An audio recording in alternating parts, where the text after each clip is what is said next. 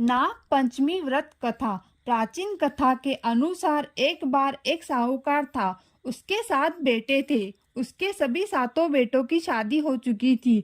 सबसे छोटे बेटे की पत्नी बहुत अच्छे चरित्र वाली थी, लेकिन उसका कोई भाई नहीं था। एक दिन सेठ जी की बड़ी बहू घर लिपने के लिए सभी बहुओं के साथ पीली मिट्टी लेने गई, तो सभी धलिया और खुरपी लेकर मिट्टी खोदने लगी। तभी वहां एक सांप निकल आया, जिसे देखकर बड़ी बहू उसे खुरपी से मारने का प्रयास करने लगी। यह देखकर छोटी बहू ने सांप को मारने से रोका। यह सुनकर बड़ी बहू ने उसे नहीं मारा और सांप एक और जाकर बैठ गया। तब छोटी बहू ने उस सर्प से कहा, हम अभी वापस आती है, तुम यहाँ से कहीं मत जाना, तुम कहीं जाना मत, यही रहना। इतना कहने के बाद वह सब के एक साथ मिट्टी लेने चली गई और काम में इतना व्यस्त हो गई कि सांप से जो उसने वादा किया था उसे भूल गई। अगले दिन जब छोटी बहू को वह बात याद आई तो वह सबको साथ लेकर वहां पहुंची और सांप को उस स्थान पर बैठा देखकर बोली, नमस्ते सांप भाई। सांप ने कहा, तुमने भाई कहा है इसलिए मैं तुम्हें क्षमा करता हूँ, नहीं तो झूठ बोलने के कारण मैं तुम्हें ढस लेता। वह बोली, भैया मुझसे गलती हो गई, मैं क्षमा चाहती हूँ। सांप बोला, अच्छा आज से तुम मेरी बहन हो और मैं तुम्हारा भाई हूँ, जो चाहो मांग लो। वो बोली, भैया मेरा कोई भाई नहीं है, अच्छा हुआ कि तुम मेरे भाई बन गए। कुछ देर बाद सर्प मनुष्य का रूप धारण करके उसके घर आया और बोला, मेरी बहन को भेजो। सभी को आश्चर्य हुआ, क्योंकि सभी जानते थे कि इसके कोई भाई नहीं है। इसलिए सांप ने कहा, मैं इसका चचेरा भाई हूँ, बचपन में ही बाहर चला गया था। यह सुनकर घर के लोगों ने छोटी बहू को उसके साथ भेज दिया। उसने रास्ते में बताया है कि मैं एक सांप हूँ, इसलिए डरना मत, और जहाँ भी चलने में कठिनाई हो मेरी पूंछ पकड़ लेना। छोटी बहू उसके कहे अनुसार उसके घर पहुंची। वहाँ की धन संपदा और ऐश्वर्य देखकर वह आश्चर्यचकित रह गई। एक दिन सांप की माँ ने उससे कहा कि मैं किसी काम से बाहर जा रही हूँ, तुम अपने भाई को ठंडा दूध दे देना। लेकिन छोटी बहू ने इस बात पर ध्यान नहीं दिया और गलती से सांप को गर्म दूध पिला दिया, जिससे उसका मुंह जल गया। यह देखकर सांप की माँ बहुत क्रोधित हुई, लेकिन सांप के समझाने के बाद वह शांत हो गई। तब सर्प ने कहा कि बहन को अब उसके घर भेज देना चाहिए। तब सांप और उसके पिता ने उसे बहुत सा सोना चांदी जवाहरात वस्त्र और आभूषण दिए और अपने घर ले गए।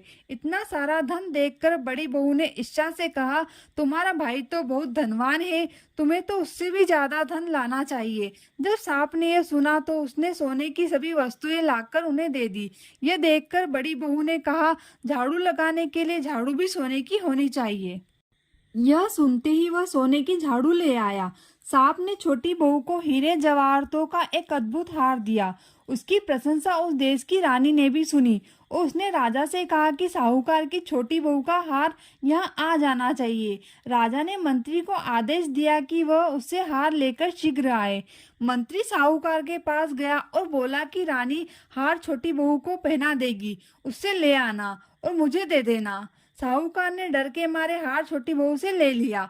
ये बात छोटी बहू को बहुत बुरी लगी। उसने अपने सांप भाई को याद किया और आने पर प्रार्थना की, भाई रानी ने हार छीन लिया है, तुम कुछ ऐसा करो कि जब तक हार उसके गले में रहेगा तब तक वह सांप बन जाएगा, और जब वह मुझे लौटा देगी तो हीरे जवाहरात का हो जाएगा। सांप ने ठीक वैसा ही किया। जैसे ही रानी ने हार पहना तो वह सर्प बन गया। यह देखकर रानी की चीख निकल गई और वह रोने लगी। यह देखकर राजा ने साहूकार के पास छोटी बहू को तुरंत भेजने का संदेश भेजा। साहूकार डर गया, राजा क्या कहेगा। वह खुद अपनी छोटी बहू के साथ नजर आए। राजा ने छोटी बहू से पूछा, तुमने क्या जादू किया है कि मैं तुम्हें दंड दूंगा। छोटी बहू बोली, राजन दस्ता क्षमा करे, यह हार ऐसा ही है, मेरे गले में हीरे मोतियों का और दूसरे के गले में सांप बन जाता है। यह सुनकर राजा ने सांप बनकर उसे हार दिया और कहा, अब इसे पहनकर दिखाओ। जैसे ही छोटी बहू ने उसे पहना तो वह हार हीरे जवाहरात का हो गया। यह देखकर राजा को विश्वास हो गया। उसने प्रसन्न होकर उसे बहुत सारी मुद्राएं पुरस्कार में दी। छोटी बहू घर लौट आई। उसके धन को देखकर बड़ी बहू ने ईर्ष्या से उसके पति को समझाया कि छोटी बहू के पास कहीं से धन आया है। यह सुनकर उसके पति ने अपनी पत्नी से पूछा, बताओ तुम्हें यह धन कौन देता है। तभी उसे सांप की याद आई। बहन को संकट में फंसा देखकर उसी समय सांप वहां प्रकट हुआ और बोला, मैं जो मेरी बहन के आचरण पर संदेह करेगा उसे मैं खा जाऊंगा। यह सुनकर छोटी बहू का पति प्रसन्न हुआ और उसने सर्प देवता का आदर सत्कार किया। ऐसा माना जाता है कि उसी दिन से नागपंचमी का त्योहार मनाया जाने लगा और महिलाएं सांप को अपना भाई मानकर उसकी पूजा करती है। जो भक्त नागपंचमी की कथा सुनता है उसकी नाग देवता स्वयं